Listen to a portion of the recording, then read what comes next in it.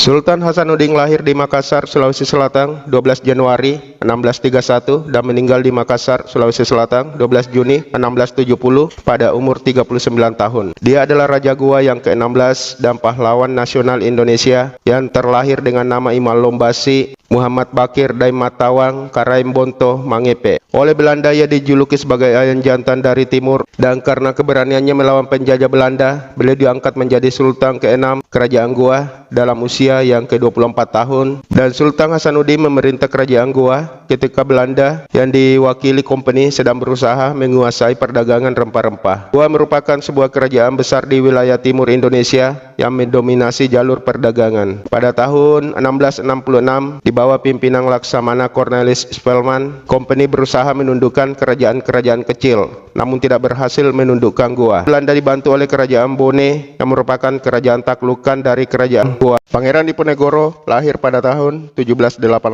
di Yogyakarta yang merupakan keturunan keempat dari Sultan Hamengkubuwono III. Konflik dimulai ketika Belanda ingin memperluas pengaruhnya wilayah Jawa Tengah. Pada tahun 1825, Pangeran Diponegoro memimpin pemberontakan melawan Belanda, mengumpulkan dukungan luas dari masyarakat Jawa yang merasa tertindas oleh pemerintahan kolonial.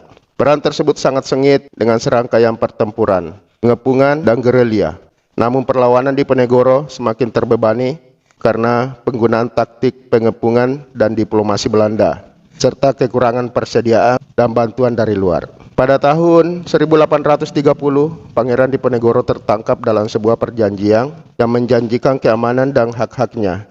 Namun janji-janji ini tidak dipenuhi oleh Belanda. Pangeran Diponegoro kemudian diasingkan ke Sulawesi, di mana ia meninggal pada tahun 1855. Patimura adalah seorang pahlawan nasional dari Maluku, Indonesia, yang memimpin pemberontakan terhadap kekuasaan Belanda pada abad ke-18. Ia lahir dengan nama Thomas Matulesi pada tahun 1783. Patimura memimpin perlawanan di Ambon pada tahun 1817 melawan penindasan Belanda terhadap rakyatnya. Meskipun pemberontakan tersebut tidak berhasil, namun perjuangannya diabadikan sebagai simbol perlawanan terhadap penjajahan. Patimura dihukum mati pada tanggal 16 Desember 1817, tetapi perjuangannya menjadi inspirasi bagi perjuangan kemerdekaan Indonesia. Namanya diabadikan dalam nama bandara, jalan, dan berbagai institusi di Indonesia.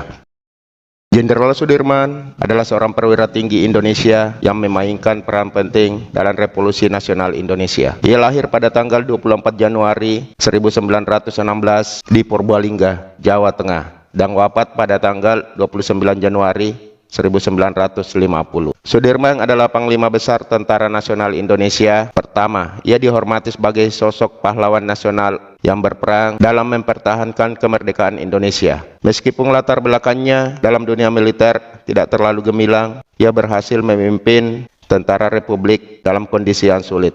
Jenderal Sudirman juga dikenal karena memerintahkan tentara Republik untuk keluar dari Yogyakarta dan membentuk Badan Keamanan Rakyat pada tahun 1949. Meskipun dalam keadaan sakit, ia tetap memimpin gerilya dan berjuang untuk kemerdekaan Indonesia. Tuanku Imam Bonjol adalah seorang ulama, pemimpin, dan pejuang yang berasal dari Sumatera Barat. Memiliki nama asli Muhammad Syahab yang lahir di Bonjol pada 1 Januari 1772. Tuanku Imam Bonjol dikenal Perang Padri. Terjadi selama sekitar 35 tahun, mulai dari tahun 1803 sampai 1838, melibatkan peperangan di tanah Sumatera Barat, terutama di daerah Kerajaan Pagaruyung. Mulanya Perang Padri terjadi akibat adanya perbedaan pendapat yang melibatkan masalah agama antara sesama suku Minang dan Mandailing. Setelah 18 tahun berjalan, perang ini berubah menjadi perang melawan penjajah yang pada akhirnya Perang Padri dimenangkan oleh Belanda. Kolonial Belanda berhasil menguasai benteng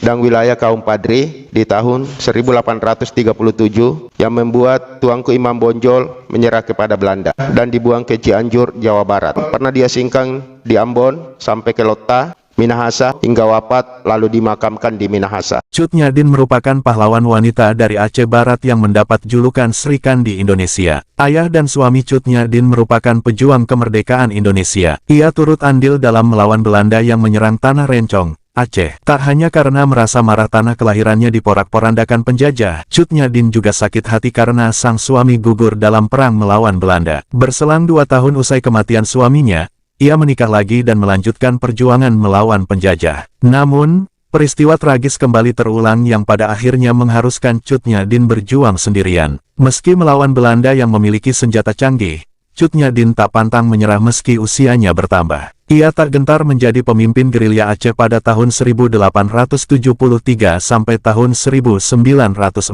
Hingga suatu saat, ia mengalami kebutaan akibat rabun akut yang menyerangnya. Kondisi rentan tersebut membuat salah satu pasukannya mengkhianati Cut Nyadin.